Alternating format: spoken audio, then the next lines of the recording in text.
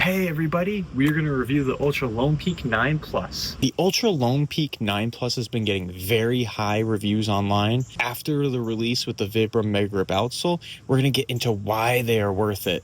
We'll go over objective testing scores with each category and give you an overall score at the end. For the Lone Peak 9 Plus, we rated the comfort and fit an 8.5 out of 10. Immediately when I tried them on, I noticed the wide toe box, as you can see. They have the foot shape feel, which obviously conforms to the shape of your foot. For all you wide-footed folks out here, it's a great thing. It allows your toes to splay out for better control and stability on the trail, which we'll get into. And it helps form a nice wide base. I didn't have any areas of compression at the toe box. I'd be really surprised if you had areas of compression here. The toe box is super wide. One of the first upgrades I noticed was there's extra padding around the tongue. It's very subtle, but it takes an edge off that really tight lacing you put on yourself. There's no bulk, no extra pressure points. The midsole is super comfortable. It does a great job of absorbing shock on the trail as well. My knees and ankles felt supported. I had a little bit more spring in every step I had. It's a rare bonus you get in not a lot of trail runners. So I measured the toe box at 3.87 inches, which is obviously the widest trail running shoe I have tested so far for a toe box. The closest toe box width I measured was the Hoka Challenger 7 at 3.3 inches, so not even close. As for fit, I didn't have to size up or down. I thought about moving a size down to the 10 rather than a 10.5 because of the wide toe box, but they fit perfectly. I honestly didn't have any critiques regarding fit for this model at all. They're definitely top 10 for comfort for a trail running shoe. Traction rated an 8.5 out of 10. Obviously the standout feature is the upgraded Vibram Mega Grip outsole. So the biggest difference between the Altra Lone Peak 9 and the Altra Lone Peak 9 Plus is the outsole. So the 9 Plus has the Vibram outsole, as I just said, and the 9 has the Max Track rubber. There's a huge difference in these outsoles though. The biggest difference is especially on loose and wet terrain. To be fair, Max Track isn't a terrible outsole, but it's definitely not the best for traction. What people really love about this Ultra model, especially the Lone Peak, is the zero drop technology, also paired with the great fitting technology of the Lone Peak. However, people wanted more, so that's why they added that Vibram Mega Grip outsole. It's definitely long overdue, but it was absolutely the right call. I measured the lugs at 5 millimeters deep.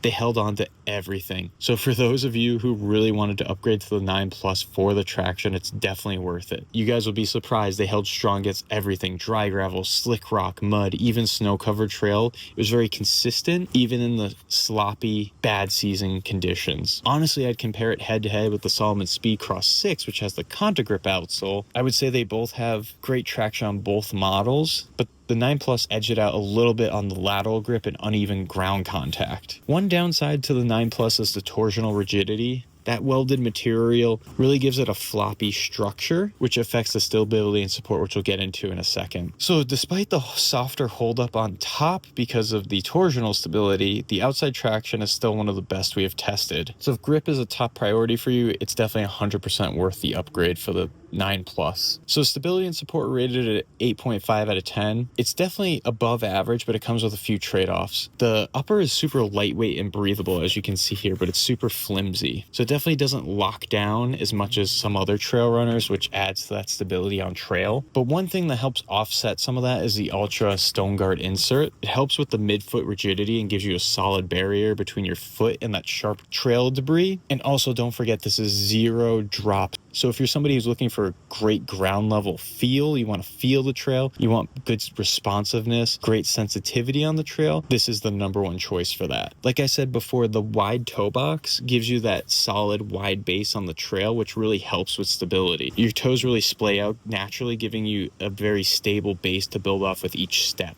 One of the biggest downsides is the torsional rigidity, but everything I just went over, especially the foot shape fit and the Stone Guard insert, really makes up for that stability and support, or else this would have definitely gotten below average stability and support without those features. So obviously the last major stability factor is the zero drop platform. So there's no elevation in the heel. Zero drop means it's the same elevation here in the heel as the forefoot here. So it's definitely ideal for someone who's a midfoot striker, even forefoot striker, and you get that instant ground feedback, which helps with balance and form on that technical ground. So when you combine the zero drop with the wide base, the 9 Plus lands near the top of our rankings for stability and support despite the loose upper. So just to go over real quick, why would someone want that zero drop technology and more of a ground feel. It gives you real-time feedback on the trail. When you feel the terrain more, you can definitely improve your balance, agility, and reaction time. It helps your brain stay connected to what's under your foot, especially on technical or unpredictable trails. That ground feel is helpful for midfoot and forefoot striker, where the stride efficiency and stability are key. Obviously, it's not for everybody. If you have a high heel drop and you transition to a zero drop like this, you can injure yourself very easily, so be very wary of that. If you're transitioning to this shoe from a high heel drop, you definitely want to take your time transitioning. Weight, we rated a 7 out of 10. It's 11.5 ounces for a men's size 10.5. It's definitely on the heavier side for a trail runner. It's got that ripstop mesh, as you can see here, and welded overlays to reduce the weight. However, that Vibram Mega Grip outsole definitely increases the weight. So you're definitely having an increase in weight here for performance, which personally I would take every single time. So overall protection, we rated a 6.5 out of 10. It's definitely below average overall protection. The medial and lateral zones are very exposed here, and it's all welded mesh and overlay here. So it definitely puts you at risk for sharp objects. Plus, if you don't have that high heel like most trail runners do, your foot is very close to the trail, which then puts you at risk for sharp objects piercing through there and things like that. The heel area is definitely an upgrade though. There's an insert here which helps ward against any sharp objects on the trail and things like that. And I will say the toe cap definitely covers about 65% of your toe box here, which is good. Most trail runners don't even have a toe gap, so that's definitely an upgrade. So overall protection, it's a little below average. If you need a tank of a trail runner, this is definitely not the one for you.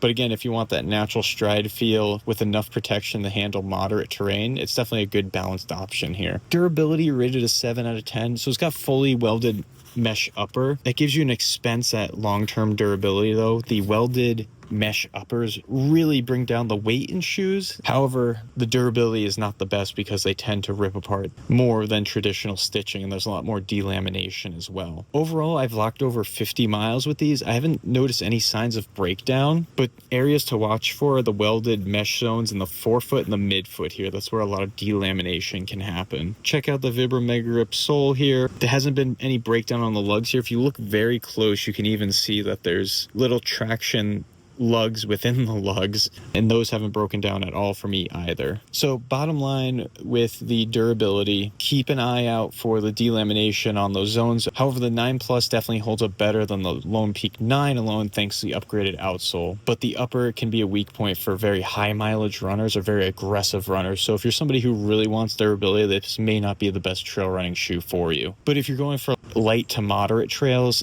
the 9 Plus will hold up just fine. So value, is the Lone Peak 9 Plus worth it? We rated the value a 4 out of 5. So basically value is, are you getting what you paid for and even more? So at $150, great value, but it's great for you if you want that zero drop technology and you're running on light to moderate trails and you want top tier traction. I would not suggest this model if you're looking for the most cushioned trail runner out there, or if you're somebody who really goes on rugged trails, technical trails all the time. The durability of this will not keep up with you. The price of the shoe is about $20 more than the regular 9. I really think the Vibram Mega Grip outsole is way better than the Max Track outsole, and it's definitely worth the upgrade. I would think you'd have to pay close to $200 with the Vibram Mega Grip outsole in here, but getting it for $160 is a pretty good deal. We rated it fully a 7.9 out of 10. It is definitely the best zero drop technology trail running shoe you can get out there for sure, and it is a really good trail runner in 2025. Check the links below for the best current deals. Sometimes there's exclusive discounts that pop up by using the links. And also don't forget to like and subscribe. We've got a ton of more reviews, comparisons, and best of guides coming up this summer you won't want to miss. Also, don't forget to check out mountaineerjourney.com. We have a few things that we will go over in mountaineerjourney.com that we don't put in our videos. So if you want more, check out the website. Thanks again.